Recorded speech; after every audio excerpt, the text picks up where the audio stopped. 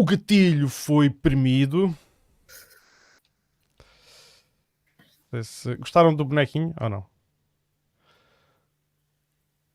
Não sabem do que é que eu estou a falar. Não, do quê? Do logotipo da imagem. Da apresentação. Sim. Do cartaz, vá, do No cartaz. cartaz. Olha, Está giro. Já foi igual outra vez, não foi? não. Não. Está lá a tua atenção para isso. Tens a certeza? Tenho, absoluta. Graças. Mas isso são miúdos. Ora, deixa-me só verificar se estamos no. Ora, também já estamos no YouTube. Porreiro, pá. Porreiro, pá. Então, sejam bem-vindos a mais um Tanque de Ideias, aqui onde se, onde se comentam coisas e onde se. Não é tanto discutir, é mais comentar e onde se tenta fazer aqui um bocado o papel dos grandes. Não, também não é, também fica mal. Também não é isso. Não, dos grandes não. Dos grandes somos Dos nós. grandes. Não, dos grandes que têm muito coisa. Que a gente não tem coisa nenhuma. Eles Temos são coisas. muito financiados. Agora, a relação do preço-qualidade não está aqui estabelecida. Bom, então vá. Olha, uma boa noite. Bem-vinda, Ana. Bem-vindo, Manel. Mais uma vez, estamos cá. Olá, boa noite. Manel, Boa noite. estás por aí? Estou. Estás aí, Boa forte. noite. Eu não sei quem é que quer arrancar hoje. Não quero ser eu, não quero monopolizar. Portanto, Então é o Manel, que eu comecei no último. então vá, Manel. Chuta, o que é que nos Muito trazes bem, hoje? olhem, eu hoje gostava aqui de trazer, na verdade, aqui o tema internacional um bocadinho ainda em voga, apesar de também ter gostado bastante da última discussão que tivemos um bocadinho acerca da educação e de uma troca saudável de galhardetes entre um ideal mais liberal e um ideal mais conservador. E é bom também ter aqui a Ana para podermos fazer também estas trocas de galhardetes. E portanto acho que se quiserem também continuar por esses caminhos de discussão, acho que se faz todo sentido. Mas gostava aqui de trazer aqui o tema do governador Carlos Costa, que recentemente Ui. expôs aqui um conjunto pronto, muito complicado de situações que expuseram muito bem o primeiro-ministro António Costa e o ministro das Finanças à altura, o Mário Centeno, e que na realidade afetaram bastante, pronto, puseram numa data de situações bastante complicadas de gerir e de digerir por parte desses políticos, e eu achei bastante, pronto, muito curioso o Carlos Costa ter feito isto. É muito bom que haja este tipo de sinais na nossa democracia, apesar de tudo que vem por trás ser de facto muito mau, e comprova aqui que o nosso sistema está mesmo numa fase muito complicada em termos de corrupção ou pelo menos de indícios de corrupção, que depois podem não ser ou podem ser, mas de facto há aqui muita coisa que não está a correr pelo melhor. Em termos internacionais, acredito sempre, João, que tu traz aqui melhores updates do que se passa na Ucrânia. Tenho. Pois, acredito, claro. Gostava aqui de trazer um bocadinho os ecos eu penso que nós não falámos depois dos midterms dos Estados Unidos. Eu penso que não chegámos. Só pela rama. Só pela rama. Falámos, mas aqui. Falámos, mas ia ser. Nós ainda não tivemos o programa depois, certo? Não. Pronto, eu gostava de falar de um bocadinho desse tópico, porque pronto, estamos todos à espera de uma vitória muito Expressiva, não é? expressiva, exatamente, da parte do Partido Republicano, e não foi isso que aconteceu. Foi uma vitória no Congresso, foi uma vitória por uma margem muito inferior àquilo que seria de esperar, mas foi, acima de tudo, na minha opinião, um bocadinho uma derrota de Donald Trump, no sentido em que acabou por as pessoas que ele indicou, até várias não conseguiram ser eleitas, mas no geral porque não veio aquela pujança toda que se estava à espera. E foi uma grande vitória de uma pessoa que eu aprecio bastante, que é o Ron DeSantis. Já tínhamos falado dele várias vezes. Ele foi eleito historicamente na Flórida. A Flórida é sempre um estado que determina muito bem para onde é que as eleições podem cair. É um Estado quase... pronto, é no fundo um Estado que diferencia, que explica muito do que é que pode vir a acontecer. E o DeSantis ter ganho na Flórida é incrível. Eu particularmente fiquei muito contente com isso. E acho que também é bom no sentido em que as primárias dos republicanos vão ser muito vivas e vão ter ali um debate muito aceso entre o Trump e o DeSantis. Na minha opinião, acho que vai ser muito equilibrado mesmo. Acho que há muitos americanos que preferem o Estado, a visão mais agressiva, mais destrutiva por um lado, mas por outro lado também mais combativa do Trump. Outros preferem, mas depois não gostam tanto do estilo do DeSantis, que é muito mais de procurar consensos, muito mais de tentar procurar soluções. Mas por outro lado, acho que o DeSantis depois reúne tudo o que é os conservadores mais clássicos, os católicos, mesmo os cristãos que não são católicos, mesmo muitos hispânicos também. Há muita gente com o Ron DeSantis. Eu acho que isso vai ser muito, muito curioso de ver daqui a 2 anos nas eleições presidenciais. E pronto, e aqui do meu lado acho que para já é isto, portanto passo ao próximo. Muito bem, Ana. Queres... Aqui em relação aqui às eleições nos Estados Unidos, eu acho que se calhar temos aqui uma mostra do sentimento que os americanos têm neste momento relativamente ao Trump. E provavelmente deve ter sido por essa questão que a coisa não lhe correu tão de feição como ele estava à espera. De facto, surgem também já algumas notícias relativamente a este assunto que dizem que os próprios conservadores também já começam a criticar o Donald Trump, que pode ser um bom sinal para que ele resolva não se candidatar ou desaparecer por uns tempos, que até era uma coisa muito interessante mundialmente, a meu ver. Depois, também vou guardar aqui a Ucrânia pelo nosso João. Acho que o tema da questão do livro do senhor que vem falar de todas as questões relacionadas não só com Banifs e bancos do género e com esta polémica toda relacionada com o Banco de Portugal e a posição do primeiro-ministro, é algo que nós ainda vamos ouvir falar muito e que nos vai trazer aqui algumas novidades muito interessantes, por um lado, porque provavelmente começamos a desembrulhar algumas jogadas que foram existindo ao longo dos tempos relativamente ao Partido Socialista e ao poder que levam já há tantos anos, e acho que aqui vamos começar a desenrolar e vamos pegarmos, aqui é o início da meada e a partir daqui vamos ver o que é que surge. Não sei se será muito bom depois em termos de visibilidade externa tudo o que nos vai acontecer com este início desta meada, porque acho que provavelmente teremos aqui algumas questões que depois teremos que resolver em seio da União Europeia da posição que temos e a forma como nos veem enquanto país da União Europeia, e acho mesmo que isto pode ser muito preocupante em termos financeiros, económicos, sociais e afins. Não sei, perdi-me, foi só isto? Sim. E depois chegamos à Ucrânia, não é? Já lá chegamos, quero só duas notas muito breves. Quero só dizer que Donald Trump foi-lhe reativada a conta do Twitter e numa questão de 6 ou 7 horas ganhou 25 milhões de seguidores. Eu sei que ele é... Eu não sou fã, estou simplesmente a comentar. Não. Aliás, eu teria muita dificuldade... Mas fã de Donald Trump? Donald Trump, não. Eu teria muita dificuldade em escolher o meu candidato nos Estados Unidos. Quer dizer, não teria assim tanta dificuldade, mas daqueles que se apresentam como os potenciais vencedores, teria bastante dificuldade. Era fã da Tulsi Gabbard, que entretanto saiu do Partido Democrata, mas que entretanto se fartou do Partido Democrata. E relativamente à questão da expressão que tu utilizaste de começarmos a puxar o fio, não é? Lembro-me que quando se faz costura, vocês devem saber disto, e depois se quer desmanchar, puxa-se aquilo tudo até se desmanchar. Eu só espero é que não se puxe ao ponto de Portugal ficar, como alguém disse aí há uns bons anos, de tanga outra vez. É como tu dizes, Ana, não se sabe que repercussões depois é que isto pode ter. Às vezes pode dar talvez uma sensação de conforto imediato se faz justiça, não é?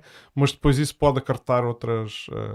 A justiça tem que ser feita. E atendendo ao facto que a nossa justiça ainda está a tentar que um ex-ministro, um primeiro-ministro que nós tivemos, seja condenado e pague por alguns dos crimes que cometeu, não é? Isto é sempre daquelas coisas que vai demorar eternidades, mas que vai... Claro, mói a imagem do país. Claro. Relativamente à questão internacional, eu puxo agora o holofote para a Ucrânia. A Ucrânia, muita coisa, não é? Nós sabemos, temos agora, eu vou dizer assim, Ucrânia de Kherson aos mísseis que caíram na Polónia. Vou fazer aqui este intervalo e vou tentar resumir isto o mais possível. Portanto, sabemos que foi anunciada pela Rússia a retirada de Kherson, que se efetivou. Efetivou-se, quanto a mim, pelo que pude apurar, de forma bastante ordeira, sendo que não houve combates que tivessem dignos de expressão, ou pelo menos ofensivas grandes, que tivessem ocorrido durante esse processo de retirada, o que faria com que esse processo se tornasse quase impossível, diria até, mas não houve. Os russos retiraram de facto as suas forças, retiraram grande parte da população de Kherson e os ucranianos apressaram-se a ocupar essas regiões então abandonadas. O que me suscita aqui um comentário, que é, primeiro, essa retirada, como disse, não podia ter sido feita sem alguma espécie de acordo.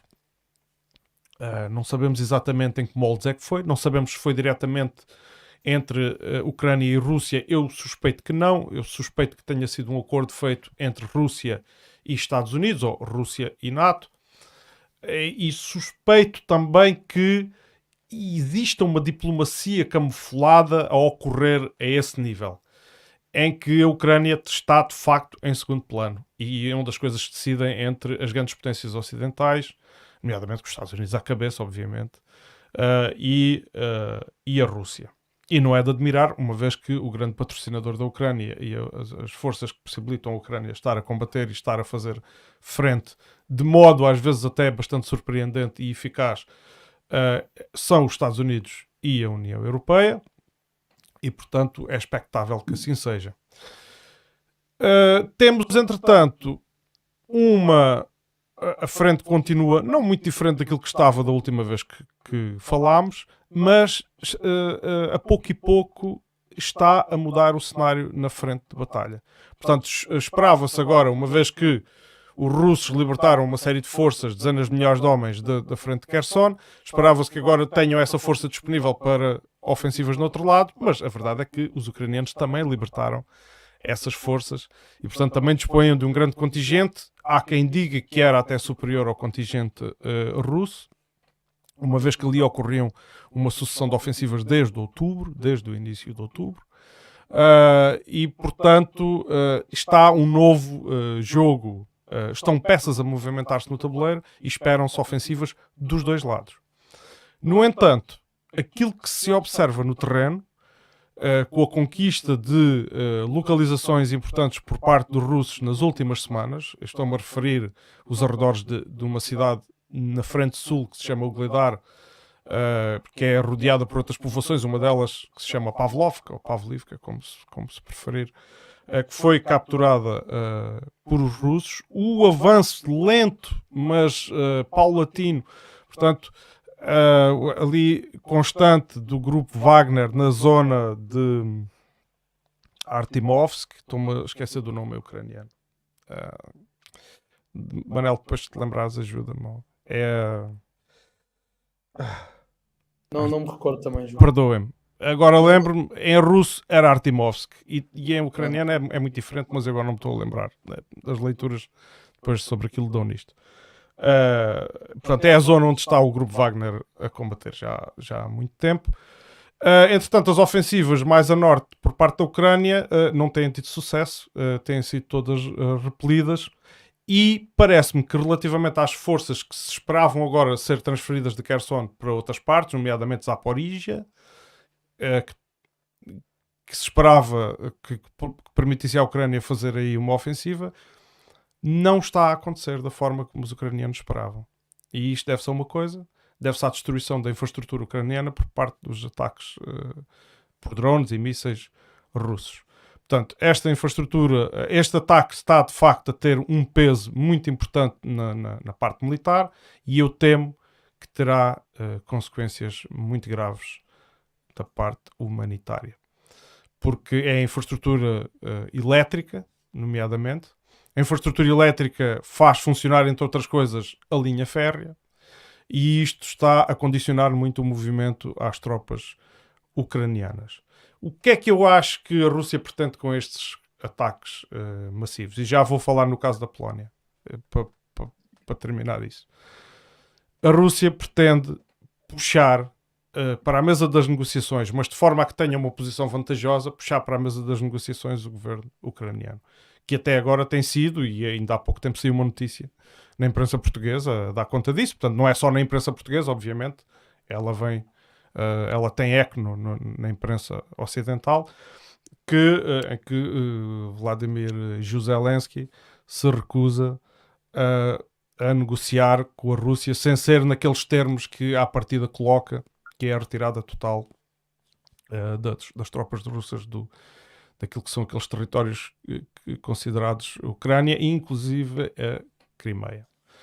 Bom, no entanto, agora, na posição em que está, em que começa a ficar a Ucrânia, que me parece a mim que corre contra o tempo está do lado da Rússia. A Rússia tem uma máquina que, até ver, está surpreendentemente e contra todas as expectativas também a sustentar tem uma máquina económica que está a sustentar a sua máquina de guerra, e tem-no feito com grande resiliência, apesar das derrotas que têm sido infligidas. Eu diria, se calhar, não tanto infligidas, mas derrotas que ocorreram muito porque não tínhamos ilusões. A retirada de Kherson foi uma retirada voluntária por parte da Rússia, não foi propriamente uma derrota em batalha que os obrigasse a retirar. Aliás, isso não aconteceu. Talvez o episódio mais próximo que tenha acontecido a esse nível tenha sido em Kharkov, a norte, onde de facto a linha era muito ténue, muito dispersa e com tropas pouco treinadas, e os ucranianos avançaram com grande eficácia, tomando grande parte daquele território. Agora não foi assim, mas a verdade é que isso também não provocou grande desgaste no essencial das forças russas. A pouco e pouco a mobilização da Rússia começa-se a verificar e a chegar à frente de combate, as linhas começam-se a consolidar e torna-se, portanto, as ofensivas ucranianas têm sido frustradas precisamente por isso. As posições russas consolidam-se. Relativamente à questão da Polónia, eu sou da opinião, isto não sou a única pessoa, tem havido muitas opiniões. Eu vi no dia em que aquilo aconteceu, houve uma campanha imediatamente para dizer que tinha sido um míssil russo que tinha falhado o alvo. E depois, como alguém teve a decência, tomou a diligência de publicar as fotografias que tirou no local, portanto seriam civis, provavelmente agricultores daquela zona, que tiraram fotografias àquele destroço que imediatamente fez os cabeçalhos dos jornais e das notícias e as aberturas das notícias. Rapidamente se identificou que o míssil não era russo. Ele até pode ser de fabrico russo, quer dizer, mas isso no caso da Ucrânia não quer dizer absolutamente nada, uma vez que fazia parte da União Soviética e, portanto, muito do arsenal deles até o momento tem sido arsenal que se pode dizer, muito dele fabricado na Rússia. Portanto, não seria por aí. No entanto, houve uma tentativa. Curiosamente, a NATO apercebeu-se disto e os Estados Unidos aperceberam-se e vieram logo dizer que aquilo não era um míssil russo também. Mas Zelensky, tanto a Ucrânia como a Polónia, insistiram durante algum tempo que aquilo era russo e que não havia hipótese. Portanto, sem provas, sem investigação, insistiram. Isto também parece-me particularmente grave. Porque houve aqui uma intenção desesperada de puxar diretamente a NATO, envolver a NATO diretamente neste conflito. Não é que eles não estejam já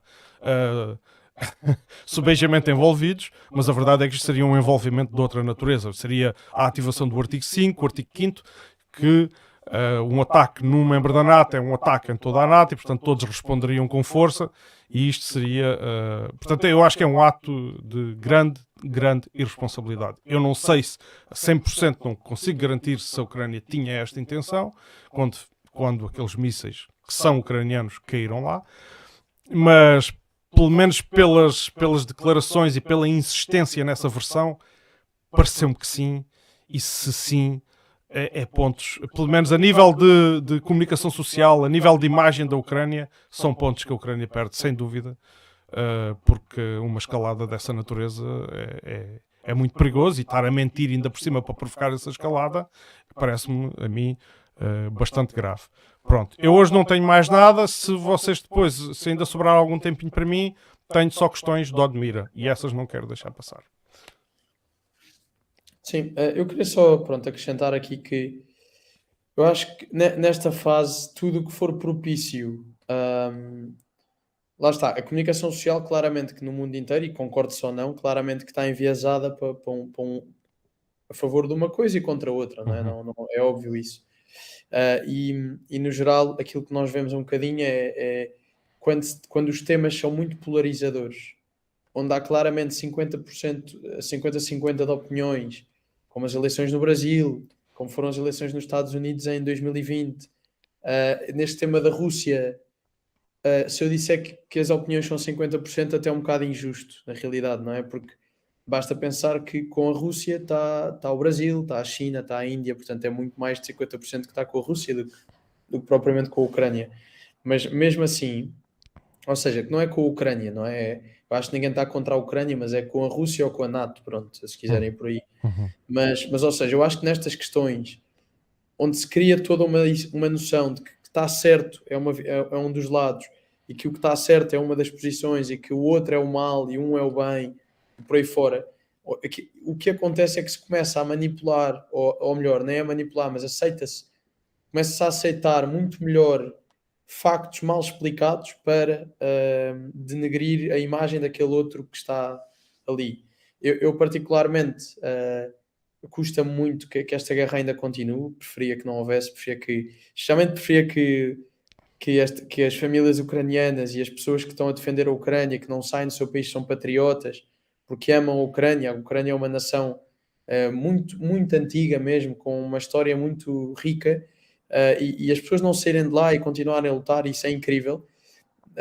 E realmente dá-se foco a isso, e ainda bem, dá-se foco ao patriotismo. Espero que deem sempre foco ao patriotismo, porque o patriotismo é uma coisa essencial. Mas apesar de me custar muito isto, e de ver claramente que é uma guerra, pronto, é uma guerra com muita injustiça também misturada, como qualquer guerra, apesar de haver sempre uma componente da guerra, até há uma componente de qualquer guerra que não é injusta, porque há toda uma estratégia, geoestratégia, ou até mesmo por outras questões, não é? Como no passado já se viu. Mas neste caso, aquilo que acaba por complicar um bocadinho as coisas é que lá está, acabamos por ser enviesados por uma comunicação social claramente parcial, enquanto que a comunicação social não devia moldar a opinião das pessoas, devia simplesmente constatar os factos. Isto aconteceu muito em Portugal, na altura da pandemia, e hoje em dia, na altura, nós dizíamos, pois a comunicação, assim, as pessoas mais que se calhar falavam mais destas coisas diziam, pois a comunicação social está claramente aqui com um papel de manipular as massas e tudo, e eu dizia isto a um amigo, ele dizia, sou fascista, és mesmo fascista, teorias da conspiração, não é? A verdade é, mais tarde, há 2-3 meses, órgãos de comunicação social vieram mesmo dizer, pronto, que tinha de ser, para tentar alertar as pessoas de certos perigos, tinham de condicionar ali um bocadinho a informação. E isso assusta um bocado, não é? Porque ao fim do dia, ok, agora foi porque era por um motivo de peste, não é? Por motivo de pandemia, mas noutras alturas vai ser por outro motivo qualquer, não é? Ai não, nós temos que condicionar porque mais votos no Bolsonaro era acabar com a ditadura, era acabar com a grave, é muito grave, sim. Exato. Depois ai não, com o Trump também tivemos aqui que fazer umas coisas, porque não pode. Depois mais tarde veio o DeSantis. Não, com o DeSantis, pronto, ele tem um discurso mais... Lá está, que depois também há sempre o DeSantis é um lobo em pele de cordeiro, porque vem aí com uns ideais muito, muito maus e muito fascistas, mas tem aquele ar mais santinho. Mas o Trump, o problema dele é a forma como diz. Ou seja, e portanto vamos manipulando as pessoas para não votarem naqueles. E agora na questão da Polónia. Um míssil cai na Polónia e mata 2 pessoas. A culpa é da Rússia. Isto é a Rússia de certeza, não há hipótese. Ou seja, isto, pelo menos na minha geração, há pessoas que continuam a ligar imenso à comunicação social, especialmente pela internet, mas o que vai criando é cada vez mais uma sensação de não acreditar nos órgãos de comunicação social. E quando isso é assim, é um grande problema. Eu preferia que os órgãos de comunicação social até dissessem logo o que é que são. Não tivessem a dar uma tentativa de imparcialidade que não é verdadeira. Assim, à americana, não é? O estilo americano. Olha, nós somos a Fox News, somos republicanos. Pronto, acabou. Não vale a pena. Nós somos a CNN, somos democratas. Nós cá não. Nós cá ouvimos a televisão. Ouvimos a nossa CNN, não é? A TVI. E eles dizem que não. Pronto, a ideia que passa é que são pessoas muito isentas. Claramente que não. Claramente que têm um lado, não é? E pronto. Deixa-me só completar o que o Daniel estava a dizer. Força. É a mesma coisa que a bola. Se nós pensarmos assim, houve uma altura em que toda a gente dizia, a bola, eles são completamente fanáticos pelo Benfica. E então todas as notícias que saíam na bola tinham a ver com o Benfica. O Benfica era sempre extraordinário, maravilhoso. E nós estamos assim, exatamente assim, com todos os órgãos de comunicação social. E isso eu concordo contigo, Manuel. É exatamente isso. Nós, neste momento, chegou uma altura durante a pandemia que eu deixei de ver notícias. Porque de facto aquilo era agoniante. E por exemplo, para as pessoas mais velhas, e esta questão da propaganda, que no fundo é um bocadinho propaganda, existe a todos os níveis, não é só a nível nacional com a comunicação social nacional, como SICs e TVIs e afins. A propaganda existe a nível local exatamente da mesma forma, em que esta notícia é plantada aqui neste jornal exatamente por uma razão. Não é? Isto não é só a nível nacional, a nível local também temos esta questão. Há a comunicação social que existe e que fala do Admira que tem um propósito que é fazer propaganda política. Ponto. Não concordas comigo, João? Comunicação, espero que não estejas a referir ao Admira Livre Podcast. Nunca. nem aos programas daqui. Não, mas atenção, nós aqui somos muito facciosos.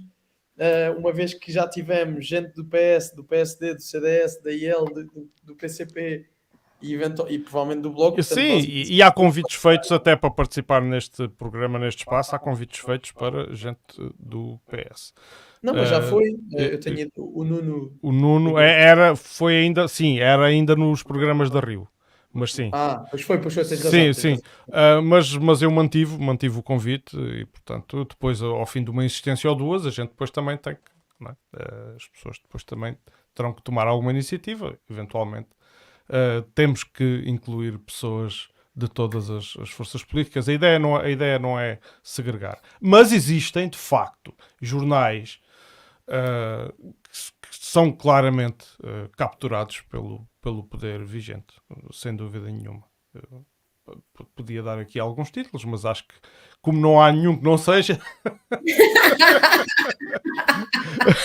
Eu quase devo dizer que o próprio boletim da Câmara Municipal, todo ele é propaganda política. Sim, sem dúvida. Não era para dizer, desculpa. Sem dúvida. Eu estou aqui com alguns problemas na minha pré-visualização do Facebook, mas eu espero que isto não esteja a passar lá para quem está a ver. Se vocês depois aí, quando tiverem só a ouvir, tiverem a oportunidade. Agora já está melhor.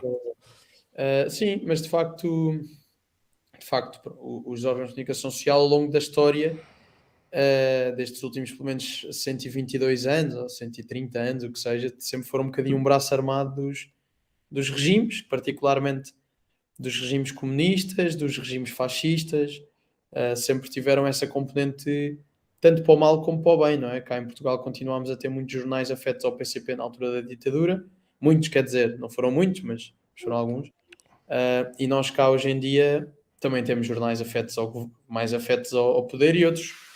Aquilo que acontece é que lá está, nós acabamos por ter a ideia muito romântica de que hoje em dia é tudo muito diferente do que era antes. Ou seja, não, hoje em dia era impensável um jornal estar associado a um governo, era impensável haver qualquer tipo de controle de massas, era impensável haver... pronto, há toda esta idealização da sociedade e a realidade é que não é assim. Há imensas ferramentas que continuam a ser usadas, há imensas formas de controlar um bocadinho a opinião pública e pronto, e os órgãos de comunicação social também têm de sobreviver. Falavas da bola, por acaso a bola deve ser dos sites, pronto, eu desde miúdo sempre adorei futebol e deve ser pai dos sites onde eu mais vou regularmente. Apesar de também ter essa percepção, eu sou sportinguista, mas tenho a percepção de que tem ali uma grande influência do Benfica. Mas eu também penso, quer dizer, ao fim do dia, o que é que vende em Portugal para 6 milhões de pessoas? É o Benfica, não é? Portanto, pronto, as pessoas, ou seja, para 6 milhões de pessoas são benfiquistas. É mais fácil fazer um jornal cheio de notícias só sobre o Benfica, é muito mais rentável do que provavelmente estar a fazer o esforço de ir a outros clubes, não é? É um mercado, é um mercado. É um Há mercado a sempre essa funcionar. componente do mercado. É um mercado a funcionar. É um mercado a funcionar. Também, claro que também há toda a parte. Pronto, eu também me lembro quando o recorde era do Sporting, depois deixou de ser, não é? Hoje em dia o recorde não vejo nada aquilo ser do Sporting. Mas desculpa, Manel, só te interromper isto, por acaso temos que fazer aqui também um bocado a gestão do tempo. Relativamente aos clubes de futebol, esse tipo esse tipo de influências na comunicação não me faz grande confusão, uma vez que sabemos que o clubismo existe ao nível do desporto, existe aquelas rivalidades, etc., desde que não degenerem em violência. Por mim, nada contra, uma vez que isso não afeta a vida. Agora, o pior é quando estamos a falar de manipulação da opinião para manutenção de poder, sobretudo, que é quase sempre este fim, ou para levar as pessoas a votarem. Eu acho que houve manipulação da opinião nas últimas eleições legislativas. Eu acho que houve. E como tu dizes, as pessoas, se calhar, pensam que esse tipo de opressão ou condicionamento dos direitos democráticos só existia antigamente. Não, eu acho que eles continuam a existir de forma muito mais refinada, muito mais inteligente até, com recursos muito mais sofisticados. E por isso eficazes e difíceis de detectar. Portanto, há quem às vezes compare regimes ao 1984, há que também ler o outro livro, que é do Aldous Huxley, o Admirável Mundo Novo. O Admirável Mundo Novo, para perceber um bocado como é que funciona a dinâmica disto.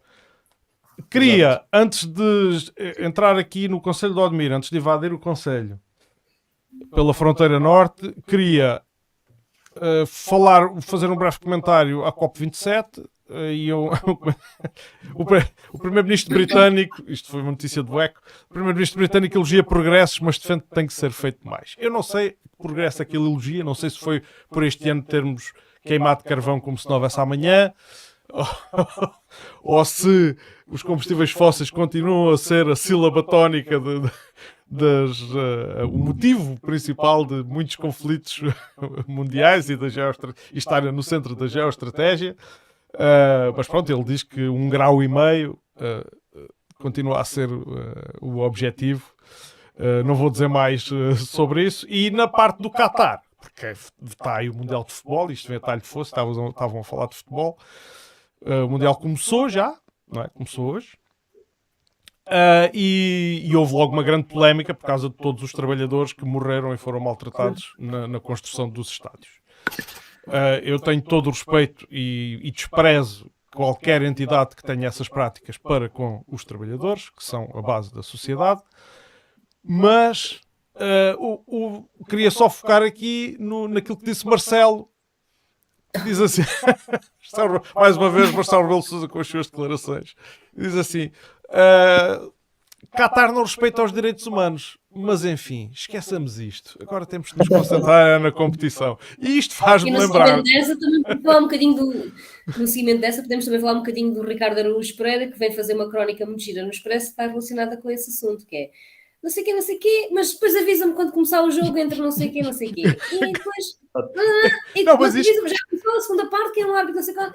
Pronto, E eu a propósito disso, porque isto também, de certa forma, tem a ver com o Ricardo Araújo Pereira, o paralelismo que eu estabeleço aqui é com o humor dos Monty Python, em que existe um filme que Eles são baseados nisso, não é? O Gato Fedorento, sim, teve muita inspiração. Eles admitiram isso inúmeras vezes. Num filme dos Monty Python, há uma cena, o filme chama-se Em Busca do Santo Graal, e tem assim uma série de referências, mas há um dos episódios em que há um cavaleiro, o Sir Lancelot, que entra num castelo onde está a decorrer uma cerimónia de um casamento e mata uma data de gente à espada, passa uma data de gente pela espada, inclusive é o noivo. E o dono, o pai da noiva, que era o dono, o senhor daquele castelo, apercebendo-se que este cavaleiro era da nobreza e que poderia ter ali alguma coisa a ganhar, perante a revolta das pessoas por as mortes todas que ele acabou de provocar, diz assim: bom, mas isto é suposto ser uma ocasião feliz, não nos vamos pôr agora aqui a discutir quem matou quem. E assim parece-me o Marcelo, com esta postura, que é, eles não respeitam os direitos humanos, mas enfim, vamos agora ver o jogo. Portanto, sobre Ana, vou-te passar a palavra, não sei, estavas com vontade de dizer qualquer coisa também sobre isto. É exatamente nesse sentido, é fenomenal. No fundo, o que o Ricardo Araújo Pereira chegou ao ponto de dizer que se há futebol metido, não há problema nenhum, não é? Uma vez que há futebol, esquece tudo o resto. E pronto, o Ricardo Araújo Pereira, no auge da sua brincadeira e do seu humor muito sarcástico, leva a cabo exatamente aquilo que o nosso querido Presidente da República diz, de uma forma completamente leviana, não é? Sim. É leviano. Isto é sério, nós estamos a rir, estamos a brincar. Isto é sério. Muito sério, mas mais valia não dizer nada, não é? É daquelas que mais valia estar calado, pronto, basicamente. Sim. Perdeu uma boa oportunidade. Perdeu. Eu exortava-vos a virem até ao conselho. Se vocês não quiserem entrar já, eu posso entrar, porque tenho aqui umas coisas que, pronto, Queria acho que são importantes. queria só terminar aqui neste Claro, tema força. do Qatar e dos direitos humanos e tudo. Mais uma vez, acaba por ser um bocadinho a social media e um bocado a comunicação social que vai levando que vai transportando estes temas, não é? Se a comunicação social falasse, por exemplo, da perseguição que existe na China aos uigures. Mas fala.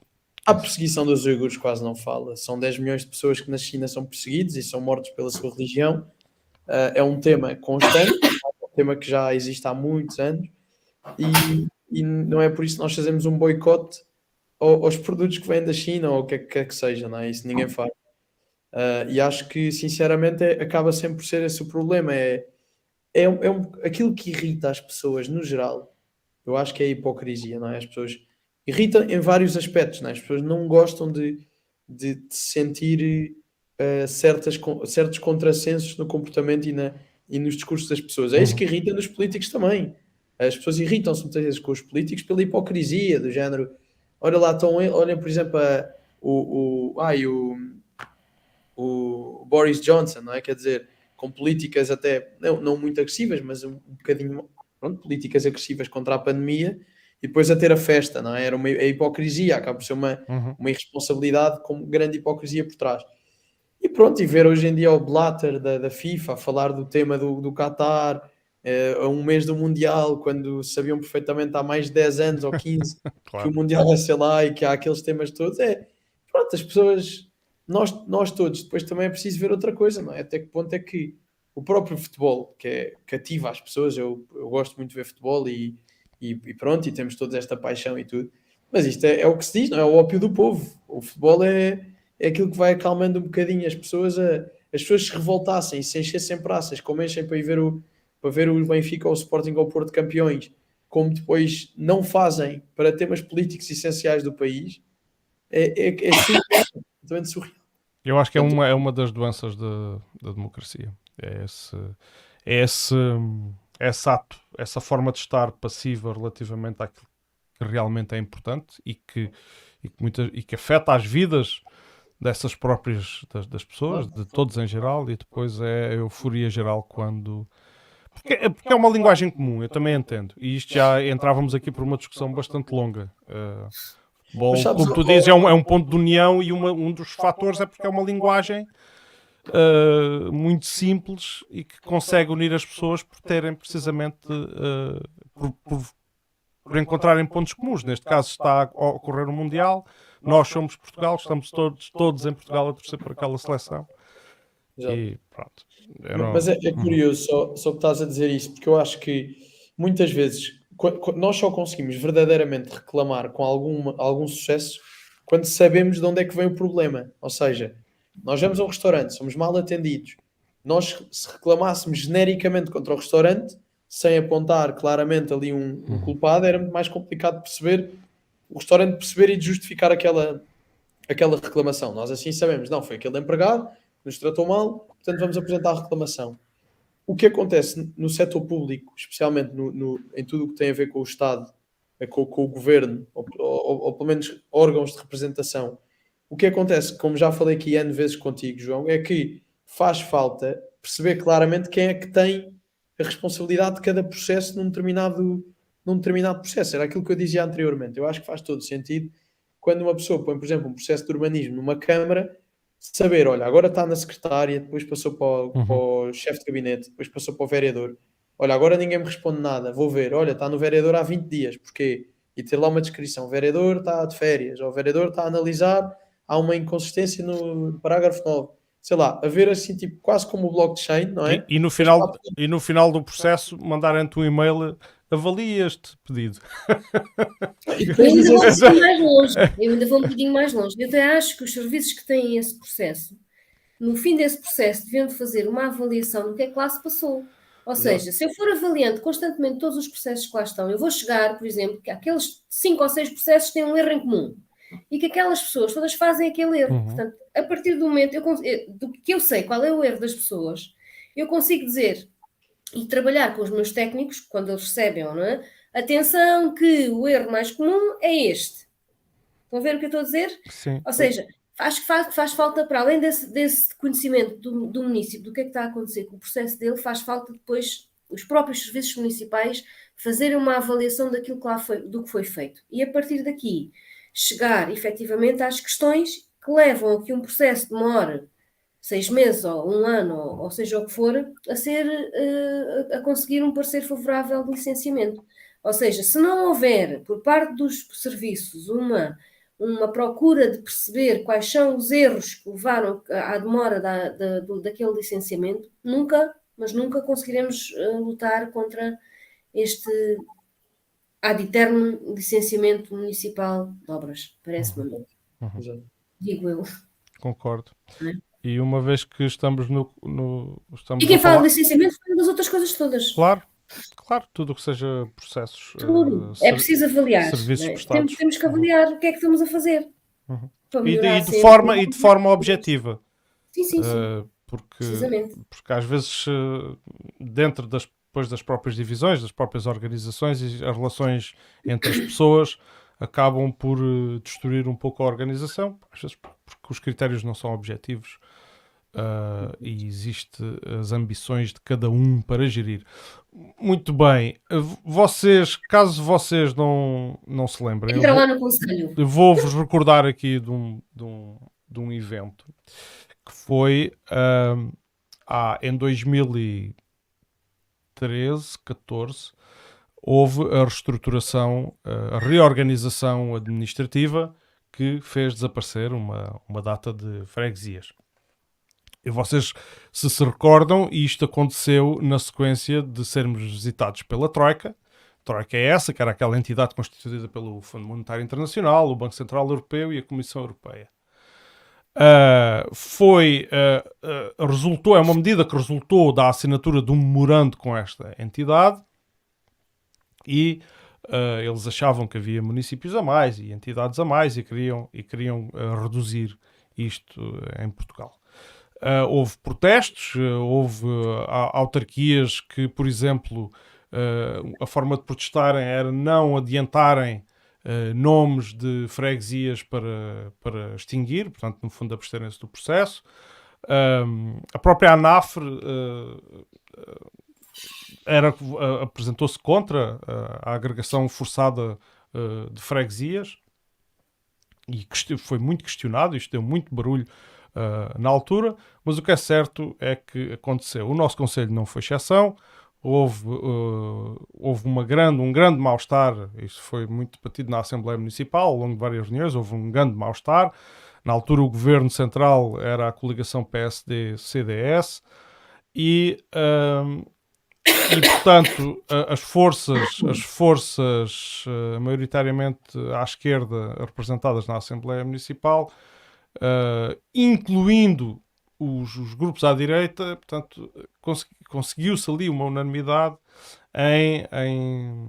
em protestar, em recusar esta medida para o Conselho de Odmira, até que na derradeira reunião o Partido Socialista roeu a corda e apresentou umas quantas freguesias para a sua extinção, para a sua fusão com outras.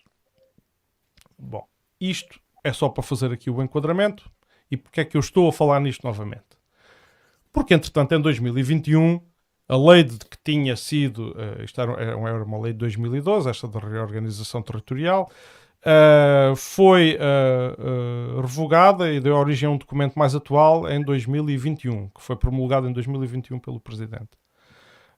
Isto foi votado favoravelmente no Parlamento por quase todas as forças, mereceu a abstenção do PCP e o voto contra do CDS-PP. Portanto, isto foi ainda antes das eleições legislativas. Agora, tive ontem conhecimento, e vocês também irão ter, porque são membros da Assembleia Municipal e isto invariavelmente vai lá ser discutido, que na última Assembleia de Freguesia de Val Santiago, portanto, realizou-se uma Assembleia de Freguesia com um ponto único, que era a divisão, já só temos 10 minutos, que era a divisão das freguesias novamente, portanto, o retorno dos bicos. Isto, eu não vou tirar nenhuma conclusão precipitada daqui, quero tornar isto público e aguardar para mais desenvolvimentos, porque à partida eu sou a favor da reposição das freguesias que foram extintas, mas não deixe de estranhar a forma como isto está a acontecer. Portanto, tudo me indica, deixa aqui espaço para erro, que isto tenha a iniciativa da própria freguesia do Val Santiago, portanto, e do seu executivo. Não deixa de ser estranho, uma vez que é um executivo recém-empossado também, não é? Relativamente, há um ano. E, portanto, quero-vos dar a conhecer isto. Espero que, se isto se revelar ser uma coisa positiva, espero que aconteça, por exemplo, para a Zambujeira do Mar e para outras freguesias. Claro que isto não é criar freguesias agora à torta e à direito. Existe uma série de critérios para criar freguesias. Eles estão bem específicos, estão bem claros na lei número 39 de 2021, de 24 de junho. Portanto, eu depois posso-vos enviar o link e até vou meter aqui o link, se calhar vou meter aqui o link no chat. Sim, mas João, eu por acaso... Portanto, isto só para dizer que o PS já tinha anteriormente manifestado a recuperação destas freguesias. Foi o ano passado, salvo erro, isto já vinha a ser discutido. E se assim for, eu espero que as coisas corram bem e que de facto se faça e que sejam estabelecidas as freguesias. Agora, há algumas que eu acho que será difícil devido a não cumprirem os critérios que estão definidos na lei.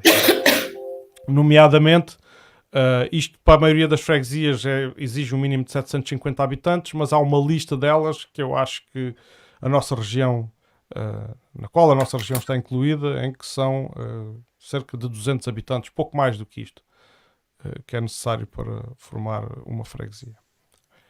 E é isto, tenho dito. Assim, muito rapidamente, só quero dizer uma coisa. Eu, por acaso, fui afetado diretamente por essa legislação na altura, porque sou natural de Santa Maria e passei a ser natural de Santa Maria São Salvador. Portanto, foi logo aí, lixei-me logo um bocadinho. Estou a brincar. Logo aí ficaste, de repente, estavas em Odmir e já não conseguias encontrar a porta da junta. Pronto. Exato.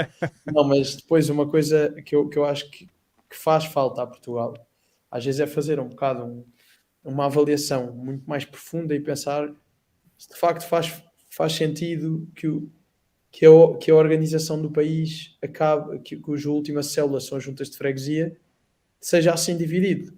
Não, eu já pensei no passado. Eu percebo depois a questão democrática toda, de ter partidos diferentes em juntas de freguesia e que na verdade, pronto, faz sentido pela democracia que haja aqui representatividade num conselho e tudo. Mas às vezes, se olhasse, isto é só por uma questão de fiscalização, não é? Os partidos que estão numa junta, às vezes opostos ao do município, estão lá acima de tudo para fiscalizar o que é que está bem feito e o que é que não está bem feito naquela freguesia, porque se soubéssemos todos que a Câmara ia trabalhar de forma eficiente, até era mais vantajoso, digo eu, que todos os partidos, todas as juntas fossem sempre o mesmo, não é? Ou seja, Aí, pá, Câmara Municipal... Calma. Não, eu pergunto ou seja, estamos a falar disso, não faz sentido. Nós devíamos ganhar em escala, não é? Devíamos ter, no fundo, uma pessoa na Câmara que conhece a pessoa que está naquela junta e a outra, e têm todos a mesma estratégia para levar aquele conselho a um determinado lugar. Claro que isto é tudo muito bonito, mas depois, claro que não é assim que funciona. Mas eu acho que a certa altura, mesmo o conceito de junta de freguesia, que é muito importante, eu já fui representante do meu partido também numa Assembleia de Freguesia e gostei muito desse trabalho, mas a verdade é, até que ponto é que depois, no dia-a-dia, não faria mais sentido ter mais polos das câmaras municipais em vez de tantas juntas de freguesia? Só por um motivo é que, ao fim do dia, há muitos temas. Uma pessoa tem uns temas que é na junta, outros temas é na Câmara. Há outros que nem é nenhum deles. Mas pronto, ao menos que se reunisse todos os temas e que as juntas funcionassem mais como polos das câmaras e menos como sítios específicos para tratar de temas específicos. Mas quer dizer, tu já tens os balcões únicos, não é? É verdade. Fazem esse papel de descentralização dos serviços das câmaras. Mas o poder das freguesias... Eu se calhar, sentir-me-ia compelido a concordar em parte contigo não fosse os acontecimentos recentes das transferências de competências para as freguesias. As freguesias hoje têm mais poder e fazem sentido, e eu acho que do problema de uma região sabem os dessa região, e portanto faz todo o sentido em sítios. Eu tive muita pena em ver desaparecer a freguesia de Pereiras, porque, como tu sabes, é uma terra ali um bocado que está um bocado esquecida, um bocado isolada. Sim, e portanto com o desaparecimento dessa junta não melhorou a sua situação. Antes, pelo contrário. Temos 4 minutos ainda. Ana Paula, queres dizer alguma coisa? Quero. Eu acho que quanto mais diversificados forem os agentes políticos, melhor para nós todos. Concordo. E desde que estou na Assembleia Municipal sinto cada vez mais isso. Faz-me uma imensa confusão estarem 20, 17, 18 assuntos a serem debatidos e haver uma bancada parlamentar que não tem qualquer opinião, nem qualquer dúvida acerca do que lá está a ser dito e a ser discutido. Faz-me uma confusão enorme. Portanto, acho que em termos... Eu percebo o que é que o Manel quer dizer em termos de funcionamento da coisa, mas e aqui eu acho que a grande questão está no facto das pessoas não saberem quais são as competências de cada um dos órgãos. E isto vai na mesma coisa que estávamos a falar há pouco com a comunicação social. A tal cidadania que existe nas escolas, é que era mesmo porreiro que a gente explicasse aos nossos alunos efetivamente o que é que cada um faz e o que é que cada um pode vir a fazer. Isto é que era interessante. Eu posso dizer-vos, por exemplo, que esta semana tivemos na escola uma visita de estudo organizada pela disciplina de Economia, em que levámos um grande número de alunos à Assembleia da República. Fizeram visita no interior da Assembleia da República e houve alunos que me disseram: aquilo é uma seca. Eu gostava mesmo era... Ai. Neste momento crucial aqui. Foi cortada. Eu não tive... Ana, desculpa. Tu foste cortada pela tua própria ligação. Não fui eu, não tem nada a ver com o assunto. E eu acho que... Eu estava a dizer coisas giras. Pois, podes retroceder aí cerca de 15 segundos. Então onde é que eu fiquei? É uma ganda seca. Os miúdos disseram, é uma ganda seca. Uma ganda seca que eu queria mesmo era ir ao mercado de Ribeira. Portanto, este trabalho que tem que se fazer ainda com os nossos jovens, para eles perceberem o que é que cada um faz e qual é o papel que eles podem vir a ter no desenvolvimento da sua freguesia, do seu concelho e do seu distrito, é assim uma coisa gritante e aflitiva para muitas pessoas. Dizer que é uma ganda seca ir ao berço da democracia, não é? Onde tudo se debate e tudo se fala, é assim qualquer coisa, mas os nossos adolescentes têm esta ideia, claro, não é? Claro. Portanto, há aqui qualquer coisa que deve ser feita. E eu até acho que eles deviam ir à Assembleia Municipal de vez em quando, vejam só. 2 minutos, isto está mesmo... Vamos terminar, a não ser que haja assim alguma coisa que eu não mesmo dizer. Está aí aqui, não sai. Não, que o Manel tem que ir jantar, porque não dissemos que o Manel fez anos ontem. Parabéns, Manel. Manel faz. Ainda estás nos 20, Manel. Ainda estás. Ainda está nos 20. 25, é 25, não é, Manel? 25. 25.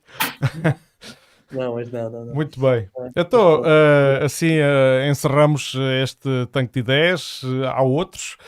Eu não sei se haverá mais algum até ao fim do ano. Isto vai depender depois aqui de uma conversa que teremos. E pronto, obrigado àqueles que vão seguindo, que vão vendo, agora ou mais tarde. E o próximo que tivermos, começamos ao contrário. Pode ser, começamos no local. Partimos do local para o internacional. Claro que sim. Se eu estiver no próximo, claro. Não, tu já não sabias, já fazes parte. Não Mas sabia. sou residente. já é residente, ganhaste residência. Agora, estás tramado. Muito bem, então é isso. Faz tuas despedidas, Manel. Olha, um abraço a todos, obrigado por me estarem também aqui a seguir e a ouvir. E acho que também, se tiverem sugestões de temas, enviem aqui mensagem para o podcast, porque podemos até debater aqui temas interessantes que as pessoas viram. E pronto, e uma boa noite a todos e um abraço. É isso, boa noite. Até à próxima. Até à próxima. E olha, o coisa já nos cortou a palavra.